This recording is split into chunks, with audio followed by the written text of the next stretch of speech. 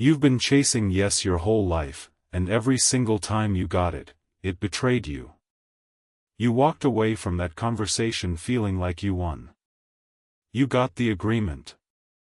You got the nod. You got the handshake. And then nothing happened. They ghosted you. They backed out. They changed their mind overnight and you never understood why. Here is why. Yes was never their answer.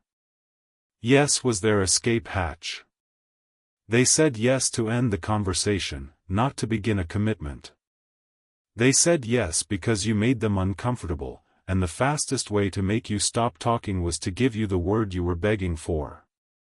You collected that yes like a trophy and you never realized it was hollow. You have been doing this backwards your entire life, and it has cost you deals, relationships, opportunities, and leverage you will never get back. The word that actually gives you control is not yes. It is no. No is where power lives. No is where safety lives for the other person. And when you learn to weaponize that safety, you stop chasing agreement and start engineering surrender. Machiavelli understood this 500 years ago. He knew that the appearance of control matters more than the reality of it, and that the person who lets the other side feel powerful is the one who actually holds the strings. The ruthless art Machiavelli perfected was never about force. It was about making people walk willingly into the cage you built for them. That art starts with a single word, and that word is no. Here are 7 dark principles that will change the way every conversation you enter plays out from this moment forward. First, make them say no, and watch their guard collapse. Most people approach a negotiation or a difficult conversation terrified of hearing no. They tiptoe around it. They soften their request. They pad it with compliments and caveats and hedging language, all designed to make the other person comfortable enough to say yes. Strategic people do the opposite. You design your opening to get a no on purpose. You ask a question that can only be answered with no, and you do it deliberately. Why? Because no feels like power to the person saying it. When someone says no, they feel like they just drew a boundary. They feel like they asserted themselves. They feel safe. And the moment they feel safe, their defenses drop. You have been doing this backwards because you were taught that yes is the goal and no is the failure. But a yes obtained too early is counterfeit. It is given to escape the conversation, not to honor it. A yes obtained under pressure is a lie dressed up as agreement, and it will collapse the moment the pressure is removed. You have lived through this 100 times. Someone agreed to something in the room with you, and then reversed it the second they walked out the door. That is because you took their yes by force. You never gave them the chance to say no, so they never felt safe enough to tell you what they actually wanted. When you make someone say no first, something shifts. They have defined their boundary. They have asserted control. And now, having established that they are not being pushed around, they become willing to actually engage. The no is not the end of the conversation. It is the beginning of understanding. You ask, is it a bad time to talk about this? They say no, it is not a bad time. They just gave you permission to proceed, and they did it by saying no. That is the trick. You frame the question so that their refusal is actually their agreement. Have you given up on this project? No, I have not given up. They just committed to the project by saying no. Would it be ridiculous to consider this option? No, it would not be ridiculous. They just acknowledged the option is worth considering, and they did it by refusing to dismiss it. Every no you engineer is a commitment disguised as a rejection. And the beauty of it is that they never see the trap. They think they are pushing you away.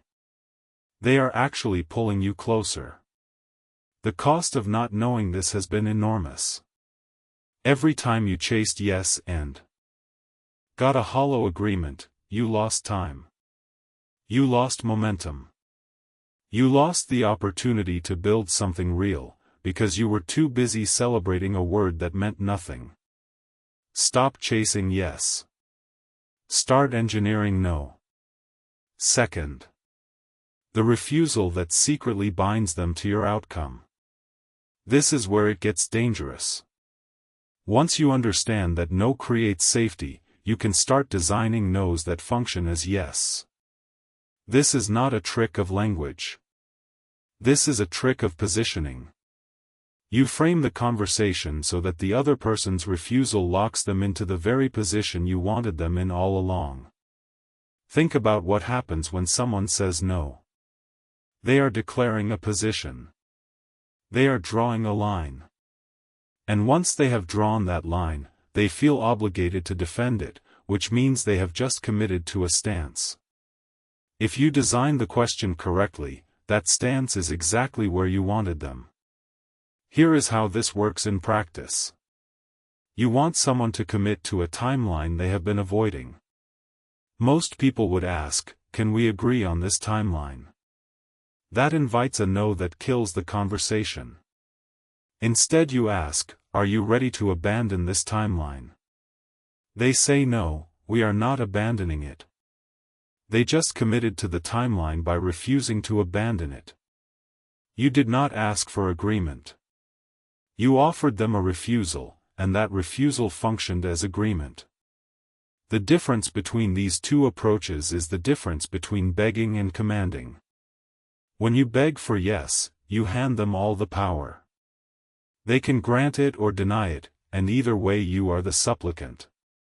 When you engineer a no that binds them, you are the architect. They think they are exercising freedom. They are actually walking a path you paved. This is the principle Machiavelli would recognize instantly. The best deceptions are the ones that feel like choices. The other person never questions a decision they believe they made freely. They said no. They asserted themselves. They feel strong and independent and in control. And every one of those feelings was manufactured by you. The cost of not understanding this principle is that you keep asking questions that give people the option to escape without taking a position. You keep saying things like, "What do you think?" or "Does this work for you?" or "Would you be interested?"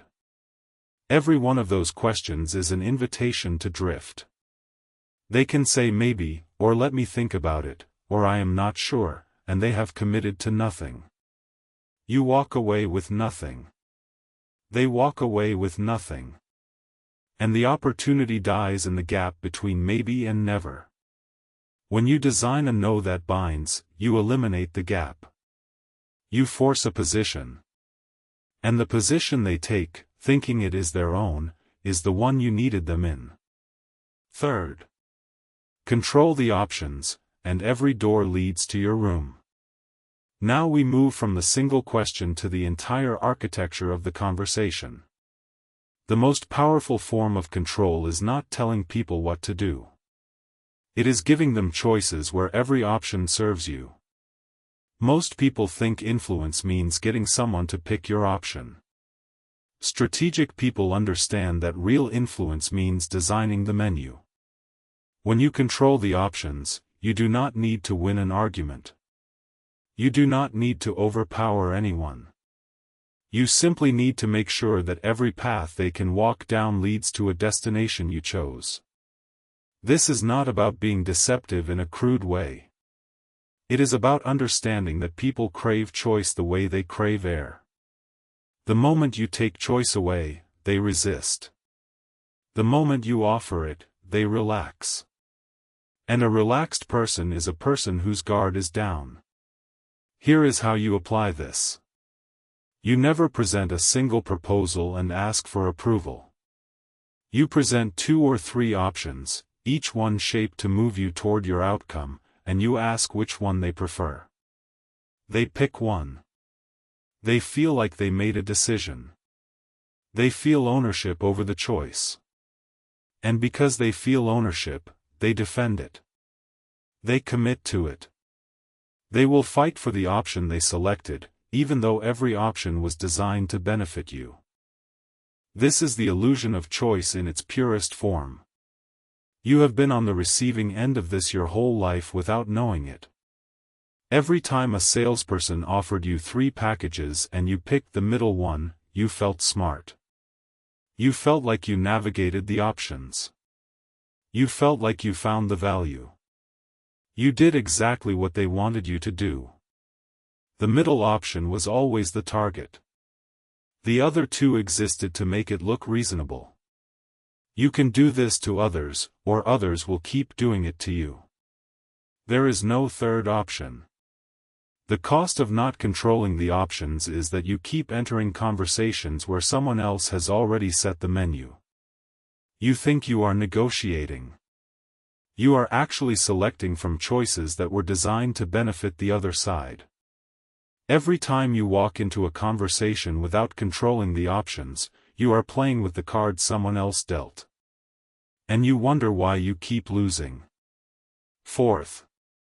The rule of 3. Make them commit, confirm, and commit again. Getting someone to agree once means almost nothing. People agree in the heat of the moment and reverse in the cool of the aftermath. A single yes is a whisper. It carries no weight. It can be taken back with no cost, no embarrassment, no contradiction. But when you get someone to agree to the same thing 3 times, using 3 different approaches, you have built something they cannot escape without contradicting themselves. And people will do almost anything to avoid contradicting themselves. The first agreement comes through a question. You ask something calibrated, something open-ended, something that makes them articulate the position themselves. They answer. They have now stated the position in their own words. The second agreement comes through a summary. You take everything they said, you reflect it back with precision, you include not just their logical position but their emotional state, their concerns, their fears. You summarize so accurately that they say, that is right. That is not the same as you are right. You are right is a brush-off. It means I want to stop talking. That is right is a breakthrough. It means I feel understood. It means my guard is down. It means I am now open to your influence because you have proven you see the world from my position. The third agreement comes through confirmation of the details. How will this work? What happens next? Who does what? When they answer these questions, they are no longer agreeing to an abstract concept. They are agreeing to a concrete plan that they help shape. 3 agreements. 3 different angles. 1 inescapable commitment. The reason most of your agreements have fallen apart is that you got 1 yes and stopped. You celebrated. You moved on. And the other person walked away with the freedom to change their mind, because they had only committed once, and a single commitment in the heat of a conversation is weightless. The rule of 3 adds weight. Each agreement adds a layer of contradiction they would have to commit if they ever tried to reverse. 1 agreement, they can say they misunderstood. 2 agreements, they can say circumstances changed. 3 agreements, and they would have to admit they were lying or incompetent, and most people will follow through on something they would rather not do than face that admission. You have been losing commitments your entire life because you never built the cage. 1 bar is not a cage. 3 bars, positioned correctly, are. 5th. Strategic silence. The weapon they cannot resist filling. Here is something almost no one talks about, and it is one of the most powerful tools you will ever wield. After you ask a question, or after you mirror something they said, or after you make a statement that lands hard, you go completely silent. You do not fill the gap. You do not clarify. You do not add context. You sit in the silence and you let it do its work. Silence is unbearable for most people. It creates a physical discomfort. Their heart rate changes. Their skin crawls. Their mind races to find something to say, anything to break the tension. And in that rush to fill the void, they give you things they never intended to give you. They reveal information. They make concessions. They expose their real position. They talk themselves into a corner. You have been doing the opposite your whole life. You ask a question, and when they hesitate, you panic. You rush in to clarify. You rephrase. You offer context. You basically answer your own question for them, and in doing so, you give them an escape route. You handed them the exit and then wondered why they took it. Strategic people ask the question and then shut up. They let the silence stretch. They let the discomfort build. They watch the other person squirm, and they wait. Because they know that the first person to speak in a silence is usually the one who gives something away. This requires composure. It requires the kind of stillness that Marcus Aurelius would recognize. The emperor who ruled the world understood that the person who controls their own impulses controls everyone around them. When you can sit in silence without flinching, without rushing, without needing to fill the air, you project a power that most people cannot resist. They will fill the silence for you. And what they pour into that silence will be exactly what you needed to hear. The cost of not mastering silence is that you keep giving away information instead of collecting it. Every time you fill the gap, you are the one talking, which means you are the one exposing your position. Every time you clarify before they answer, you are helping them avoid the answer you actually need. Silence is not passive. Silence is a weapon. And you have been leaving it on the table. Sixth. Engineer the rejection that forces the retreat. Now we bring several principles together into one devastating move. You begin by asking for something large. Something you know they will refuse. You are not trying to get the large request. You are setting the trap. They say no. Of course they say no. You expected it. You wanted it. Now you retreat to a smaller request, the one you actually wanted all along. And here is what happens inside their mind. They just refused you. They feel like they won that exchange. They feel like they held their ground. And now you are asking for something smaller, something more reasonable. The contrast between the large request and the small one makes the small one feel almost generous on your part. They feel compelled to reciprocate your concession. You moved, so now they feel they should move. This is not logic. This is a deep human instinct, and it operates below the level of conscious awareness. They will agree to the smaller request and feel good about it. They will feel like they were firm but fair. They will feel like they negotiated well. And you will walk away with exactly what you wanted from the beginning. You have been on the receiving end of this more times than you can count. Every time someone asked you for a huge favor, you refused, they asked for a smaller one, and you said yes, you were caught in this exact mechanism. You felt the relief of the smaller ask. You felt the pull of reciprocity. You said yes and walked away feeling like you got a deal. You did. Just not the deal you thought. The cost of not knowing this principle is twofold. First, you keep making requests at the level you actually want, which gives the other person no contrast to work with. They evaluate your request on its own merits, and if it feels like too much, they refuse, and you have nowhere to go. Second, you keep falling for this when others do it to you. Someone asks you for something enormous, you refuse, they scale back, and you feel the gravitational pull of their concession. You say yes to things you never would have agreed to if they had simply asked for the small thing first. When you engineer the rejection, you control the contrast. And the contrast is where the power lives. Ask big. Get refused. Retreat. Watch them follow you down. 7th. Validate before you influence. The final principle, and perhaps the most subtle. People will not accept influence from someone who has not first made them feel seen. This is not kindness. This is strategy. When you validate someone's self-image before you attempt to change their mind, you lower their resistance to a level that makes your influence almost effortless. Everyone walks around with a picture of who they are.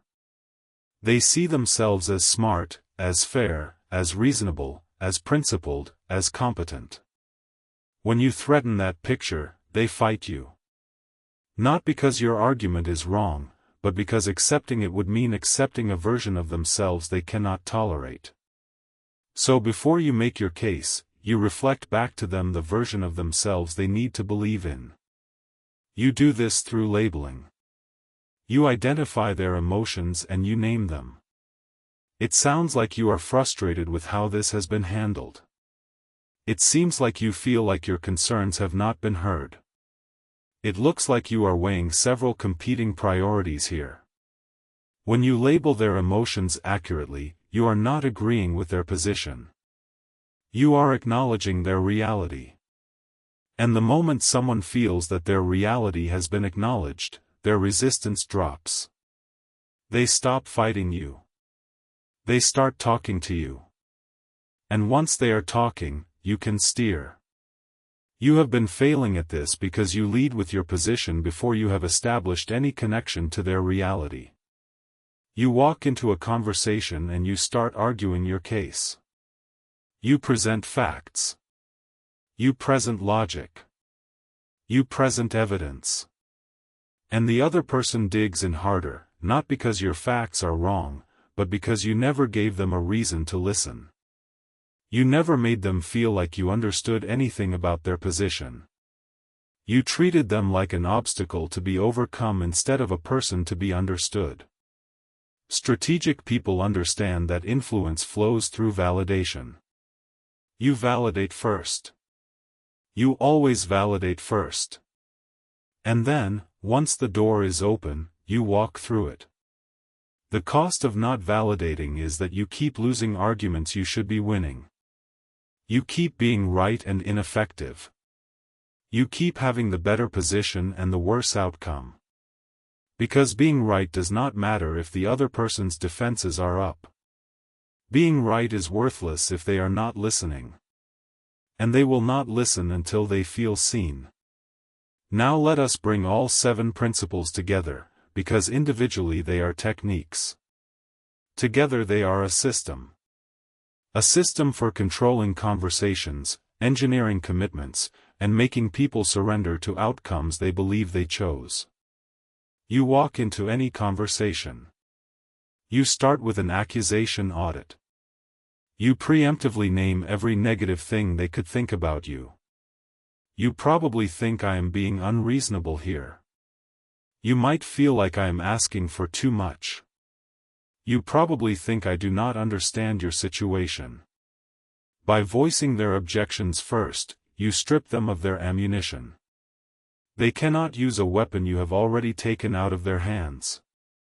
Then you ask a no-oriented question. Is it a bad idea to revisit this? They say no, it is not a bad idea. They have given you permission to proceed, and they did it by refusing. Then you label their emotions. It sounds like you have been carrying a lot of frustration around this. They feel understood. Their guard drops. Then you present your options, each one designed to serve your outcome. They choose. They feel like they made the decision. Then you go silent.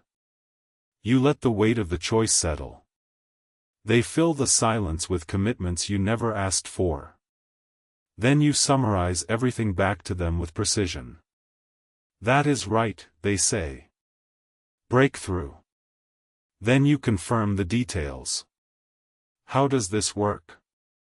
What happens next? They answer. 3 agreements. 3 layers of commitment. And if they resist, you ask for something larger than what you want. They refuse. You retreat to your actual target. They feel the pull of reciprocity. They agree. They walk away feeling like they negotiated well. You walk away with everything you came for. This is not theory. This is architecture. Every step has a purpose. Every purpose serves one outcome. Control. Not the crude kind. Not the kind that announces itself. The kind that is invisible. The kind that leaves the other person feeling empowered, respected, and in charge, while you hold every string. Machiavelli did not invent power by being loud. He perfected it by being precise. He understood that the person who appears to give the most is often the one who takes the most. The person who seems to concede is the one who is setting the trap. The person who lets the other side feel like they are winning is the one who has already won. You have spent your life begging for yes. You have approached every important conversation like a supplicant, hoping for approval, dreading refusal, treating no as a failure and yes as a victory. And in doing so, you gave away every ounce of leverage you ever had. Because yes was never the prize. No was. No is the word that gives you control. No is where safety lives. No is where the real conversation begins. No is the commitment disguised as refusal, the agreement hidden inside the rejection, the trap dressed as the exit. Every time you chased yes, you told the other person that their approval was the most valuable thing in the room. You handed them the power to grant or deny, and they knew it. They felt it. And they used it. They gave you counterfeit yes that collapsed the moment you left. They gave you maybe that slowly rotted into never. They gave you the illusion of agreement while keeping the freedom to walk away. And you accepted it, every time, because you did not know there was another way. There is another way. You stop asking for yes. You start engineering no. You make them feel safe by letting them refuse. You design the refusal so that it binds them. You control the options so every choice serves you. You confirm 3 times so the commitment becomes inescapable. You use silence to make them reveal what they are hiding. You validate before you influence so their defenses collapse before you make your move. And you ask big, get refused, and retreat to exactly what you wanted. They think they are in control. You know they are walking a path you paved. They feel empowered. You hold every string.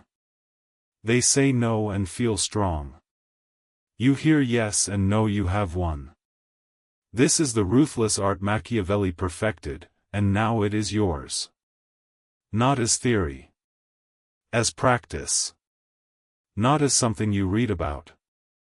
As something you live. Starting now. Not tomorrow. Not next week. Not when you feel ready. Ready is a word cowards use to justify waiting.